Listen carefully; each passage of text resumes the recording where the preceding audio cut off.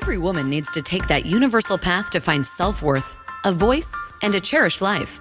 That path is the heroine's journey, the roadmap to an amazing adventure that women travel to discover their true selves. The heroine's journey is not about getting on your superpowers and going out to fight the lions, tigers, and bears of the outside world with your might. That would be the hero's journey. This woman's journey is the internal journey that a woman takes to grow her courage and strength and travel to her best life. Heroines, so glad you're here. And I've got exciting news. The Heroine's Journey book is out and for you. It's going to show you how your life can move along so beautifully and gracefully. Go get the book now at heroinesbook.com. Journey onward. Good morning, Joan. Good morning, Erin. Heroines unite. Let's talk. It has been a little while. I feel like the subject matters have been building up inside of me. Yes, because once you go down this path and you start to think, that's a conversation I haven't had with another woman. Haven't had that conversation. Need to have a cup of coffee with my best friend and have that conversation. And that's what you and I do here. And it's funny because we start with one and then they like pop up in our heads and we're like, oh, let's talk about that. Let's talk about this. So we're here and we're happy. I know. It's funny. You speak truth. Like as we have these conversations, I start writing things down. I'm like, okay, maybe for the next one, maybe for the next one, maybe for the next one. So I was looking back at my list and I was like, the best one that I saw, the one that just really piqued me today was women wearing masks. And I kind of used the word masks to reference essentially not being your authentic self. Or putting on some front so that you can be accepted or you can be liked or you can, fit in or whatever. But as you say, it's not your true essence. Yeah. And it can be really confusing to other people sometimes. It can, yeah, particularly if they see you in different scenarios or different places and you're acting differently. It can be very confusing. I'll tell a story, and that's when I was in college. I had some very good friends all of whom I still see today and adore and have been so lucky to have in my life. But one of them, I was walking out of the dining room where I went to school, the women's, because at that point, the women all ate in the same dining room together and the men ate in the dining room together. So I'm dating myself when I say that. But I walked out of the dining room with this very dear friend, and I said to her, in reference to another friend of ours, is she really that ditzy? And my friend looked at me and she goes, what are you talking about? I said, our friend, she just says what seem like, the dumbest things sometimes. And Betsy turned around and she said to me, oh, no, no, no. She's incredibly smart. She knows exactly what she's doing. She thinks it's funny. It's her form of humor when she says something really stupid and people look at her like, what did you just say? So in essence, it was a mask that she was putting on, for whatever reason. I mean, in her case, it appeared that, it was maybe humor or it was, because that's how she related to the men around her, or she didn't want people to see that she was that smart. By the way, she went on to get a PhD. She spoke 5 languages. This woman was clearly not ditzy. But the things that she would say were sort of like a dumb blonde. Just off the wall crazy. But I didn't get it at the time. But as soon as Bitsy said to me, oh no, she knows what she's doing, and I could see it differently, it was very funny to me because she was not being her true self. She was being a self to get a reaction.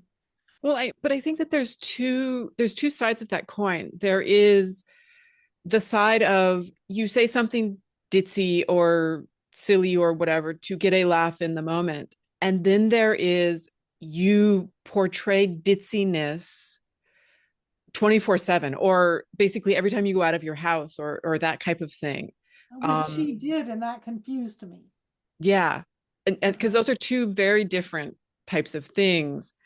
Um, and when you're playing ditzy, we'll call it 24/7, but obviously it's not quite that. But when you're playing ditzy 24/7, how do people get to actually know you? Exactly, because that's what I was saying to Bitsy on the steps of the dining room. Who is she? Because at one level, I knew she was smart, but at another level, every time I was around her, I was seeing, let's just say, I was seeing an actor rather than her true self. Yeah, And I think it's important to notice here right now is that as women, I think we do that very readily. I 100%. think we're afraid to be our true self. And so we put on some kind of an act and, we take that on as our persona. But then, as you say, as we get further down the road, who really are we? Yeah. And I think that the masks that we as women tend to put on are masks to solicit male help or male attention or that type of Hmm. thing. But we also put on masks in dealing with, working with, trying to collaborate with other women. Hmm. Um, and neither one of those things are actually us. Yes, I can tell a story here of how confusing it was with my mother. Because my mother was that smart, intelligent business owning, she had an opinion. She grew up in New York City. I always say she was the first of the women's liber until she walked in the room where my father was. And all of a sudden, she turned into this mush mess where it seemed like she couldn't have her own opinion or make up her own mind or, you know, um, and in all fairness to her, she wasn't getting credit. She didn't want to be in a competition with her talents. So that was one reason why she did it. But from my standpoint as her child, I was kind of like, who are you? Which side shall I pick? You know, am I supposed to be the capitulating, nonverbal, non happy for my own talents when men are around, and then go into the world and be this enterprising, you know, capable, strong woman on the other side.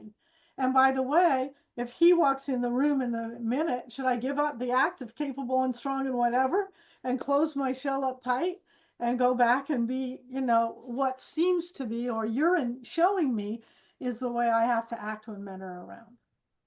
It feels a little bit like whiplash. Definitely. I was confused. I was getting whiplashed. I'm sure she was too, but I definitely was. Yeah.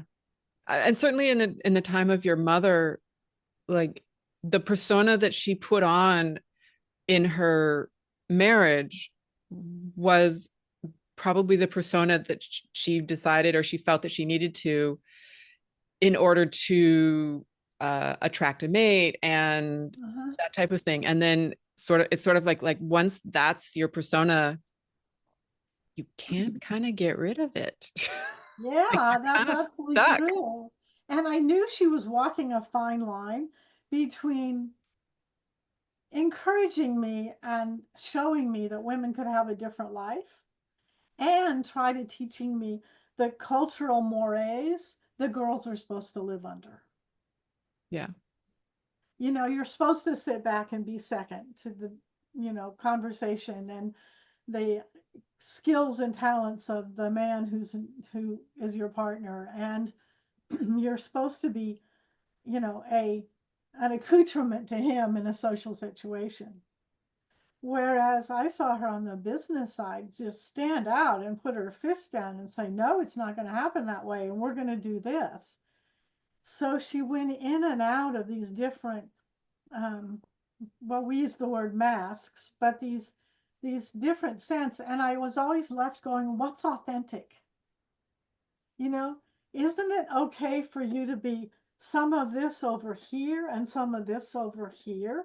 In other words, I wanted her to bring her um, more listening, more feminine wiles, more intuitive side to this other side. And I wanted her to bring some of her own conviction to the side where she was trying to accommodate in the male female world. Mm-hmm. It's very interesting that you use the word feminine wiles, Yeah. because that, at least for me, has a very negative connotation. Uh-huh. And should it? Because we are feminine. And the point that you and I were making earlier is that if you go from one to another, you cut off some communication and connection. Whereas I think one of the things that I want the heroine to embrace is that we have great powers as women. You know, if you don't like feminine wiles, we could call it something else. But I, there I is this. almost I would say like almost like just leaving it as the feminine. I think it's the word wiles. It literally is just that word that brings in a negative connotation, Mhm, because the feminine is beautiful and powerful and magnetic. mhm. And I can tell you that when I first went to work, and I went to work on Wall Street, it's so funny. A couple of funny stories. One is that, you know, because I already dated myself, back then, we wore the hose and the skirts and the long jackets and the Oxford shirts, and we did everything we possibly could to look like men, right down to flattening our breasts so that we didn't stick out with any figure. Mm. So that was a case where we were trying to fit in. And at one point, I don't know that I've told this story or not before, but this guy said to me, "But you wear very sexy underwear." And I was like, "How do you know that?" That's like crazy. But the point of it is, I was a woman underneath, even though I was trying to show up differently. And I think that's the point we're making in this conversation is all the contortions we put ourselves through to show up differently Yeah. instead of just who we truly are. Just to be who you are and to celebrate and be celebrated for who you are. Exactly, as you are, Yeah. as you are. And it's not like we have a negative connotation around feminine wiles, maybe because we wanted to totally lose our femininity, like I did, and step into this masculine role, looking like a man as best I could, which was a little difficult. But I didn't want to take feminine wiles with me. That It's, might get that might get me fired. I would say, like, I think that what trips me up with the word wiles specifically is wiles has a negative connotation. To me, it means trickery, as Uh-huh. opposed to just being feminine. Because don't get me wrong, like, I'm sure that you have seen women who use their feminine wiles, Uh-huh. so to speak, in order to get what they want by putting the sexy on, or by, Mhm. like Yeah. that type of thing, as opposed to just presenting themselves as themselves, Uh-huh. and being in that conversation, in that situation. And don't get me wrong, I get it. There is definitely a power to women who know how to use their feminine wiles. Uh-huh. Yeah. And maybe we just need another word for it because we've tainted the wiles word. Yeah. But I do think it's time to bring back some form of feminine wiles because there's a lot of strength for a woman being a heroine, just enjoying and being happy that we come differently, that we come sometimes with more heart, sometimes with more listening ability, sometimes with, it's the yin and the yang, and we are different. Mm. And so we shouldn't think of like just getting rid of all of our feminine nature, which, I would say that's kind of what my mother did. She put her feminine nature back on when she was with my father, But then when she went into the business world, she thought she had to be the man.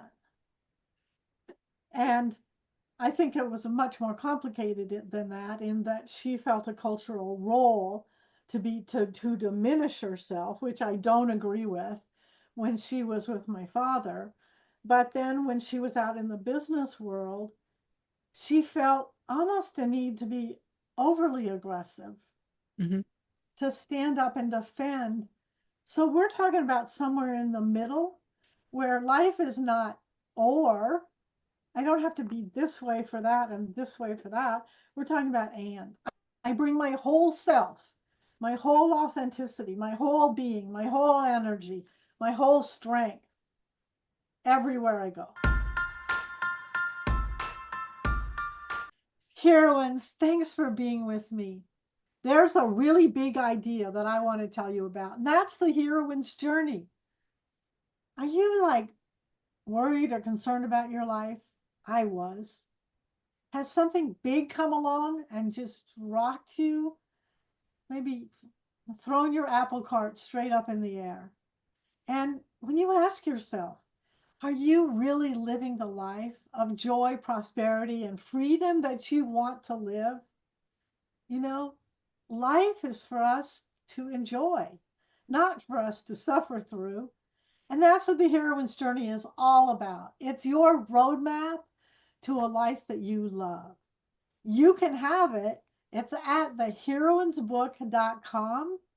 I've written it for you. I can't wait for you to read it. And I'd love you to give me your feedback. It's funny, as you were describing that, the picture that came into my head was sort of like you have the 60 box of 64 Crayolas, like you've got all the colors, right? And that's what the middle is all the colors, all of the like, and everything is beautiful and vibrant and colorful. And then as you get towards the edges, it gets black and white. Like you start pulling out all the colors Uh-huh. and diluting them, and they get faded and Uh-huh. that kind of thing. That's a very good analogy. And, it's interesting because we ask women, who do you know that are heroines? And that conversation has been so suppressed that most times they'll go, heroine? I don't know any heroines. But the same is true with what you're just saying now. How many women do you know who bring all their colors, all their crayons, every place they go? Very few. Very few. Yeah. Yeah. But if that's the case, aren't we missing gifts, talents, skills, all kinds of things to blossom from women in this world?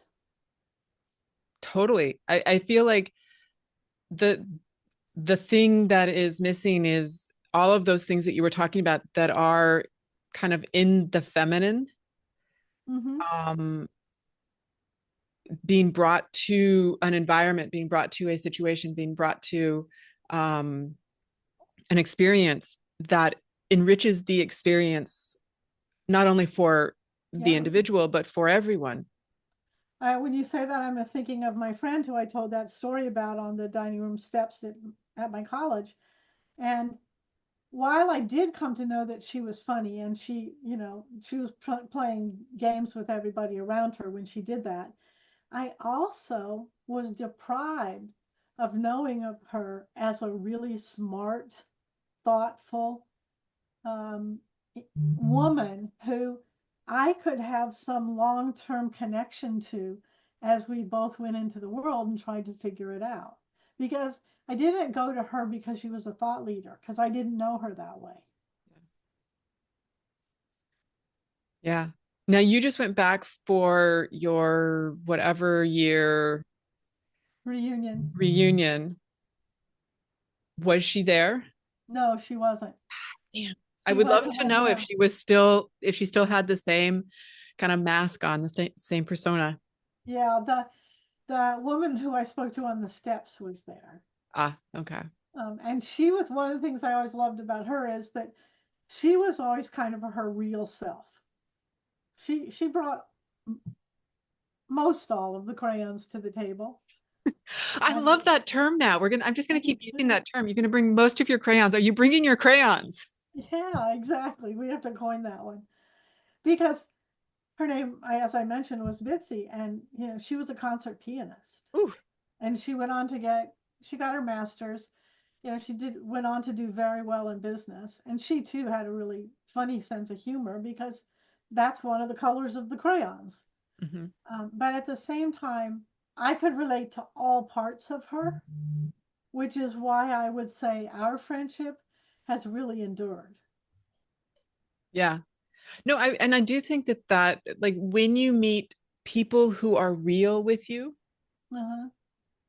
and who show you the facets of their personality of who they are, that they can be silly, that they can be intelligent, that they can be sad, that they can be happy, they can be sleep deprived and crazy, they can be like Right. when they show you all of those different pieces, the connection that you make is much more long term, but the appreciation you have for them Mm-hmm. is infinitely more. Uh-huh. Definitely more. I remember before my heroine's journey started, I made it a practice to be the most perfect person I could possibly be. Perfect in every way you could think of, whether it was being able to serve a dinner party or it was being able to go to grad school or I just was always about um, trying to perfect what people saw in me. Mm-hmm. And then maybe it was around the start of my heroine's journey when life fell apart.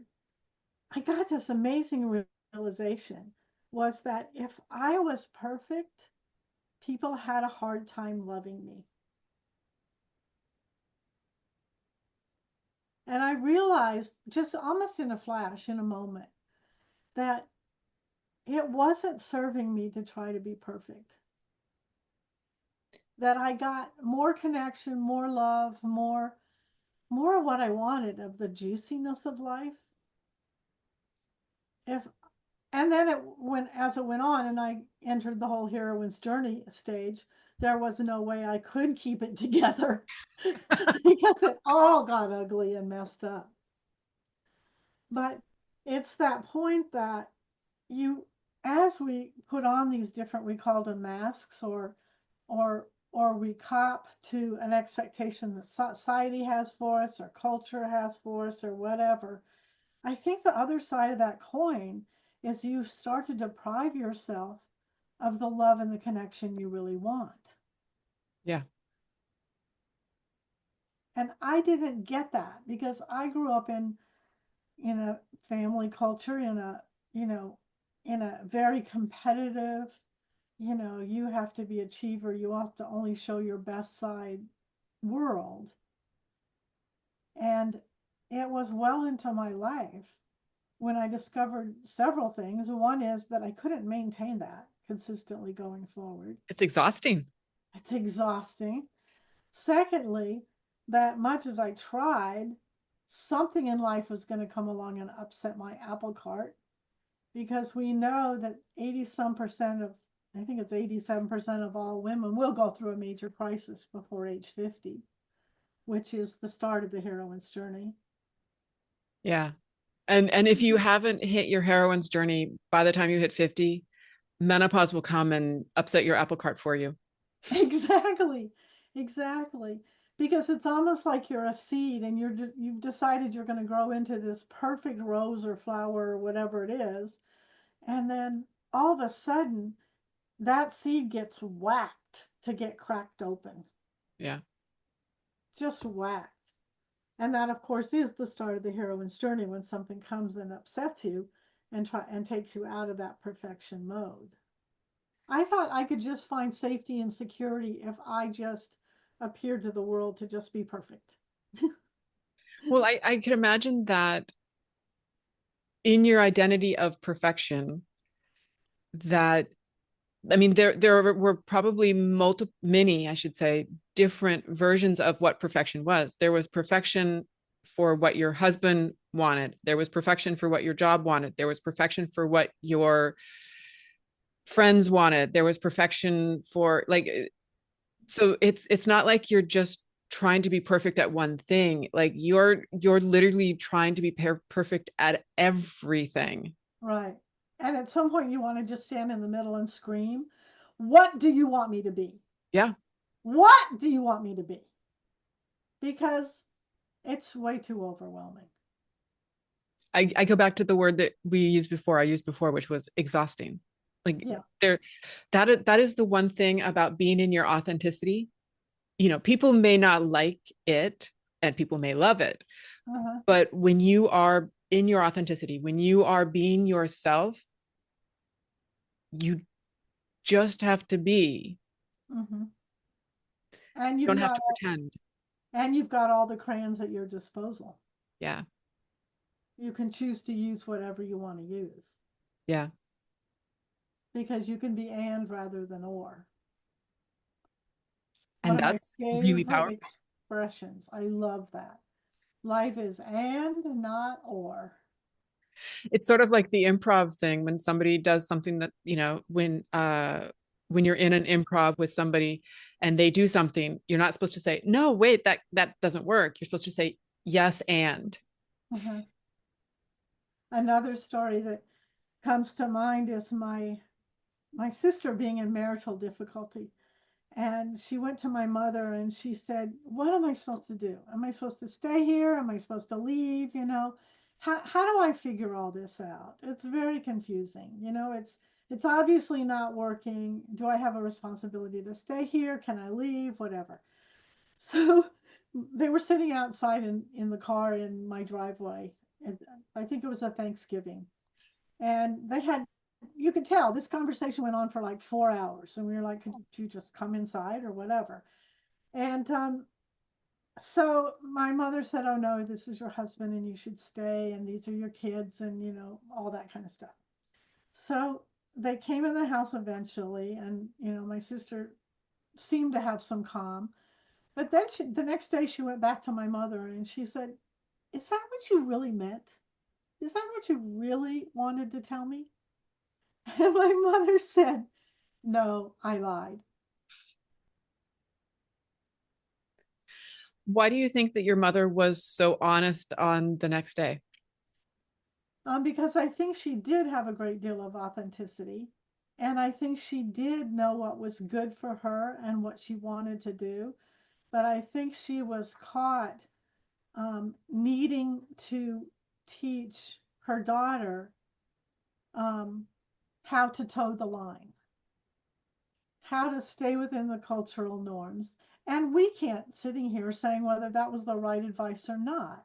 I mean, certainly my sister had two little kids at the time, and she had some real considerations. So this wasn't an easy question. But what always struck me was this. It's what we're talking about today. How we're called upon to put on different um, masks or cloth or whatever you want to call it, so that we can teach the culture or we can teach what somebody else wants. And then inside of us, we have our own inner knowing. Yeah. I think if I could rewrite the conversation for her, I would have probably included both sides, not one or the other, and said to my sister, "I know this is very difficult. This world is changing rapidly. Women have new opportunities. I can appreciate how difficult motherhood is and bringing kids up here, and you've got several considerations. Yeah. And let's talk about some of the possibilities," which would have included both sides of the conversation, as opposing to have to or feeling the need to teach what her upbringing had been too. Yeah. Well, and I think that like you hit on a really interesting point in that women learn. I mean, yes, there is a cultural aspect to it, but women learn from watching their mothers, their older sisters, their grandmothers, Mm-hmm. the older women in their lives, both at home and at work and out in the world. What is the expectation? How are we supposed to carry ourselves? What are we supposed to do? Mm-hmm. What are we supposed to give up? Uh-huh. And that's a real part of our teaching in the heroine's journey, because it does give you guidance in how you work through life as a woman. And, I think if I put it in those terms, sometimes I saw my mother as a heroine, and sometimes I saw her as a victim. Yeah. And I was trying to see her as a heroine because I desperately needed her guidance. I think that applies to every little girl. Well, and every Yeah. little boy too, Mm-hmm. but particularly it starts very early, being told what who you are supposed to be or how you are supposed to act.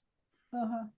And the heroine's journey gives us the steps Yeah. that can help us.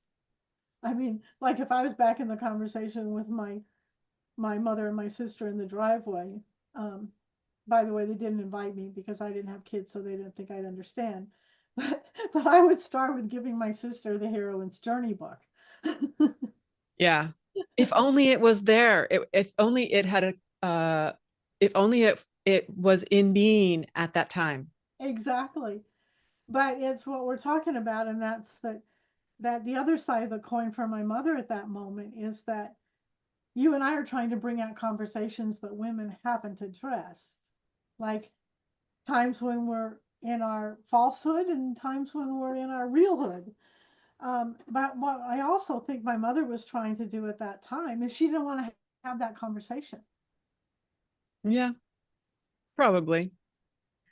Now, looking prospectively or talking prospectively, somebody has been in there wearing their mask, wearing their persona to get through, and their life has hit that thing that thrusts them into the heroine's journey. Mm-hmm. How do they go about finding who they are authentically? That it's a wonderful question. It's a big question. It's a huge question. And by the way, the quick answer I would is don't worry about it. Because once you're on the heroine's journey, you are like a rose naturally blooming to your beauty. Mm, It's not a process you can stop. It's not a process you can control. It's not a process you can determine.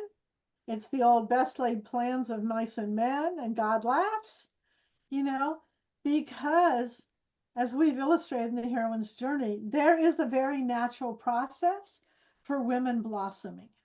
yeah. And as soon as you hit that big thing that comes along and whacks you, I feel like I get hit by a 2x4, but I was a hard nut to crack. But as soon as that happens, there is a natural evolving process that you're now a part of. The difficulty is to look at it as a gift.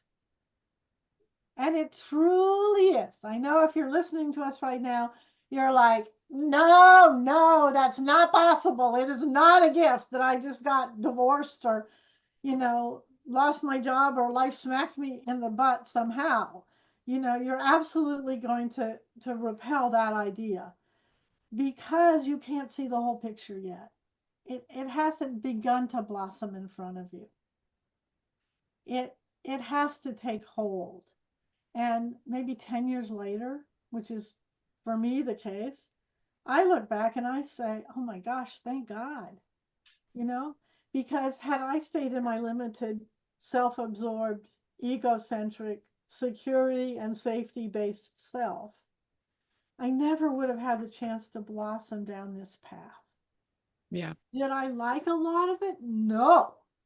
Did I think it was necessary at the time? No. Did I think, oh my God, woe is me, I'm the victim? Yes. Did I think I will never get through this? I hate this, Absolutely. But as I look at it all right now, it had a purpose and a means, and it sped my journey on the heroine's journey. The only thing I wish is that I had the heroine's journey roadmap because I would have gotten along much faster if I'd had that. Yeah. Because the process as we're describing is you do your damnedest to keep your safety and security in those, let's call it the first 50 years of your life.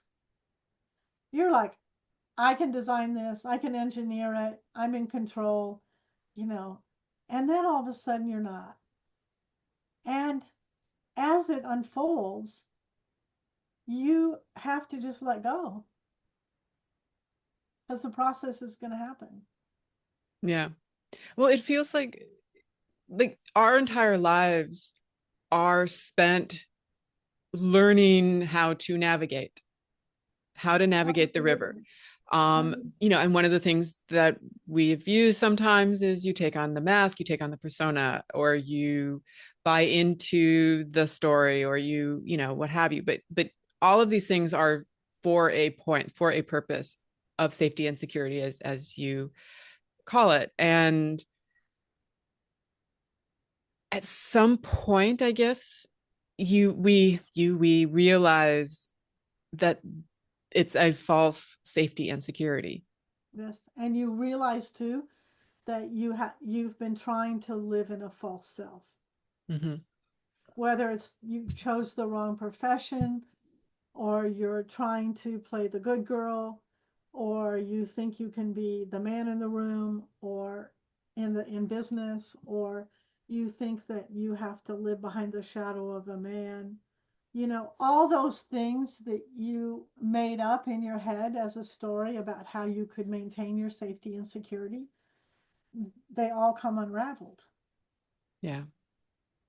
And the hard part is when they come unraveled, you're like, what? I don't know myself that way. Well, yeah, that's the journey. Because the heroine's journey is the journey from create your stability to unveil your authenticity, Yeah. awaken When your we were authenticity. when we were talking offline, I threw out this question to you, and I'm going to throw it out to you again, because it really spoke to me about the challenge of, or how to really tell if, because sometimes the persona and the mask becomes so familiar that you don't realize that you're wearing it. Mhm. And so the question was, would your people recognize you in the world wearing whatever mask you are choosing to wear? Uh-huh. And the challenge is that because you're not your authentic self, they probably won't recognize you. Yeah. You're doing it for your own purpose and not because you're fully out there shining your light. And I And think that that is ultimately, for the purposes of the heroine's journey, like that is the right. ultimate goal. Yeah, because happiness lies in authenticity. We know it doesn't lie in trying to be the skinniest woman in the room. I've tried that. That didn't work. You know, we know it doesn't lie in trying to climb the corporate ladder and getting to the top. So many women get to the top and then they're like, who am I? What am I? Where do I go from here? Yeah. Were these, is this what I'm supposed to be doing in my life? Is this all there is? I think is the question. Yeah. Yeah. I mean, you start to ask the thing about the heroine's journey, because you hit these times when you're called to become authentic instead of, you know, behind various masks, you start to ask big questions like, who am I? And revealing the answers to yourself, discovering the answers for yourself and accepting them and taking them on, um, is, dare I call it, an interesting and exciting, we'll call Yeah. it an adventure. I know that's probably not your favorite word because it's so tied into the hero's journey, but it is such an amazing, I think I find this for myself a lot as I've gotten older and what have you, being able to stop and go, oh, okay, I responded to something, I did something, I said something or whatever, and then being able to stop after the fact a lot of times and go, is that really me? Is that really who I want to be? Yeah, right. And then being able to make a choice to go, yeah, that is, or you know what? No, that isn't. Yeah. And in the beginning, when you get that message that comes so fiercely at you that says, your plans aren't working, you know, sorry, but what you had in mind, no, it's not working. And you feel so naked. Yeah. You're like a wind blew along and it just blew off all my clothes. Because now, who am I? Where am I supposed to go? How am I supposed to take the next step? Particularly if you've had a health issue or a job loss or a divorce or, major disruptions in your life, all of a sudden you just feel naked. You're like, okay, how do I go on from here? And, as we're talking about in this conversation, the going on is first about just embracing your authentic self, letting yourself ask those questions. Is this really who I want to be? Yeah. Is this really who I am? Yeah, that's what I was hoping from my mother. You know, in the several stories I told you, I was really wanting her to be like, no, this is who I really want to be. You know, like I am the woman who wants to be out in the business world creating amazing things, or I want to be in a marriage, or you don't want to be, Mm-hmm. you know, but Conscious being. we don't have that much time on this earth Yeah. to not live fully in our joy, our prosperity, and our freedom. And And the our heroine's authenticity. journey, our authenticity, and the heroine's journey calls you to that. Absolutely. Accept the call. Accept the call. Uh-huh. Yep. And find other women who recognize that it's not just a ploy that your life is being, shattered. Mm-hmm. Find yourself in a group of women like us who know that there's a purpose to this and can help you, to guide you, to help you understand in your own authenticity that you're not ruined, you're not finished, you're not like I was like, well, if I'm not perfect, what am I? Yeah. Well, that must mean I'm nothing and I'm useless and I'm whatever, because that's what your brain will do. And it took me a real while to claim my self-worth and say, no, no, I was perfectly delivered here with gifts, skills, and talents that I'm here to use. It's just not the way I was doing it before, and not what I was employing before, and not who I was making myself up to be before. Yeah. It's just different. It's never too late to change direction. That's for sure. And to realize that with that comes some pain, frustration, concern, you know? And at those moments, you have to go find love, which is why it's really important that you have good people around you. Yes. Yes. And the conversation about how do you find good people, who are good people, will be for the next episode. Or for That's a right, because future we episode. talk about that at length, because that was my issue.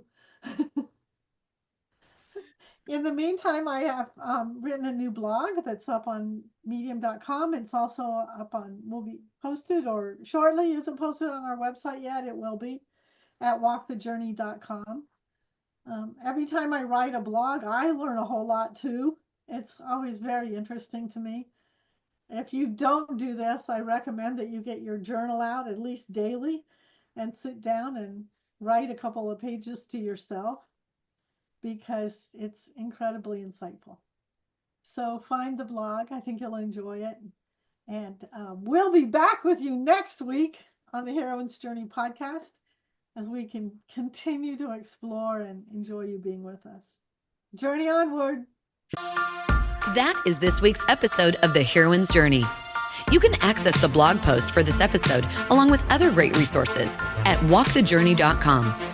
Also, get your free ebook at walkthejourney.com so you can say goodbye to just surviving and turn into thriving.